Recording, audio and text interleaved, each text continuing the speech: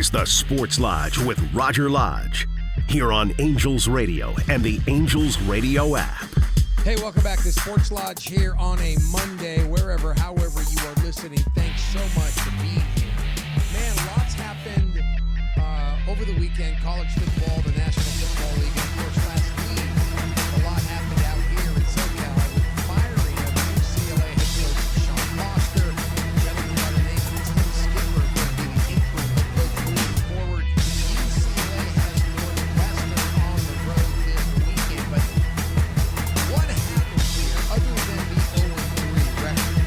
Well, here to break it all down for us, you hear him on ESPN, Sirius XM, all across the country.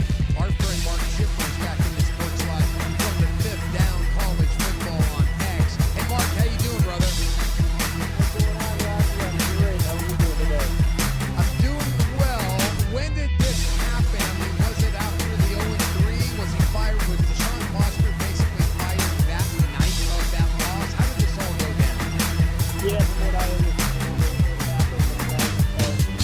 it happened home loss to New Mexico, which is obviously kind of a low for UCLA's program. And the second loss on the season to a Mountain West school, which is totally unacceptable. Maybe you get upset by a Mountain West school every once in a while, every decade.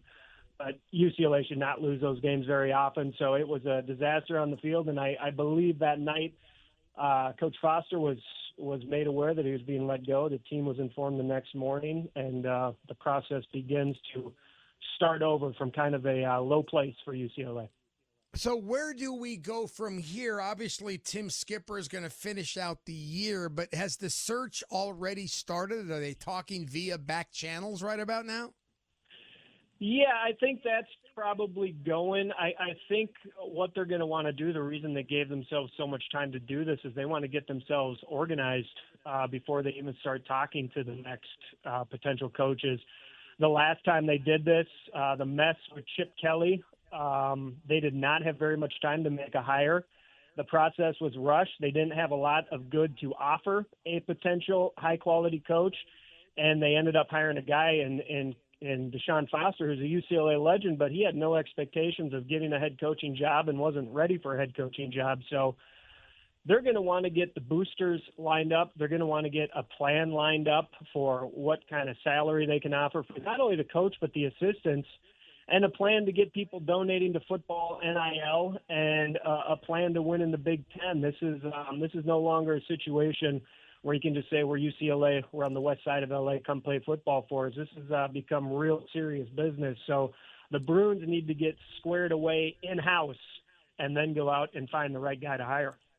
Well, Mark, a lot of people out there are saying that if Martin Jarmon is part of this decision-making process on the next head coach, therein lies the issue. How do you feel about that? Because he's the guy that hired Deshaun Foster, who had never not only not been a head coach, but he hadn't even been a coordinator.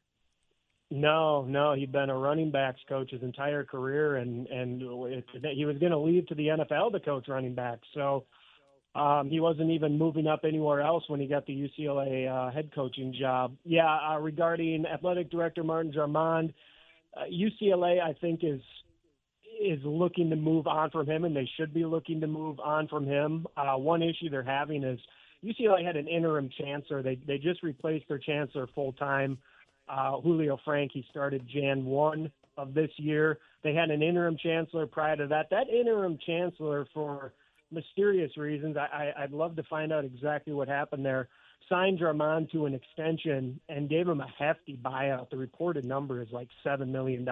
It's like firing a high-priced head coach, and the guy's an unsuccessful athletic director. So UCLA is a little stuck contractually, but I think they're going to try to work around that with a football GM-type position and a committee that's going to do the work the athletic director would have done, and Jarmon is probably going to be squeezed out here with a future very much in doubt for him. Do we have a short list for a UCLA-type GM just for football? I don't have a short list for that. That's a great question. In terms of general characteristics, college football guy, if UCLA goes out and just grabs some pro guy because he knows football, it's going to be a mistake. So they need someone dialed into the college game and someone with a great Rolodex and the proverbial finger on the pulse. So I'm not sure who it's going to be. I'll be keeping my ears open for that, but it needs to be a college football guy and someone who understands kind of some of the unique circumstances over at UCLA in terms of that UCLA needs to get creative about bringing in more revenue and making more money to support this football program. And if they invest in it, they'll make more money overall for the athletic department. And that's something UCLA used to understand and they kind of lost sight of. So that's what they need to recapture. This is what I get from a lot of people out here in Southern California. I'm going to get your reaction to this because I mostly hear when it comes to UCLA, oh, that's a basketball school. No one really worries about the football program anyway. Your response to that type of attitude? Oh, so wrong-headed and so wrong. It's just, a lot of people don't know this. The original Wizard of Westwood was a guy named Red Sanders, the football coach. He was a dominant coach at UCLA. UCLA owned PCC for a decade, I believe 7-2-1 against USC, won the conference back-to-back years, national championship, a mighty football program. UCLA really built its university from 1919 forward with football. The great fortune that John Wooden showed up in the 50s and then had his success in the 60s and 70s was accidental. It was just a great hire, and he turned out to be probably the greatest American basketball coach of all time and won all his titles. But UCLA established its athletic dominance with football first, and it historically has been a dominant athletic department. So those fans UCLA football fans and supporters will be back immediately once the program shows some competency and starts winning games. So no, anybody who says UCLA is a basketball school is just doesn't understand the situation there and kind of what's happened over the last couple of decades. So it's the Bruins at Northwestern this weekend. What's a realistic expectation? Yeah, it's, winning any games, it's a pretty tough schedule for UCLA. Winning any games the rest of the season is going to be difficult. They're going to have to upset somebody. This is a winnable game. What you want to see, sometimes when a coach gets fired and an interim guy comes in, everybody tightens up. They play for each other. They get a burst of enthusiasm and energy they didn't have, almost a desperation. So what you're going to want to see is guys just going out there and playing with a lot of heart for 60 minutes and hoping they get the good bounces and hoping they win a game. What you don't want to see, what would be demoralizing, is a team that doesn't want to be there and a team that quits. In a sport like football, watching a team that's quit is pretty difficult to do. So if these guys keep competing, they'll get support from UCLA fans, and I know they don't want to go winless on the year. That would be the first time that had happened since about 1923 or something like that. Well, Mark, these are young kids we're talking about, a lot of them 18, 19, 20 years old. Youngsters make a lot of mistakes. My question is, did quarterback Nico make a mistake leaving Tennessee for Westwood? Yeah.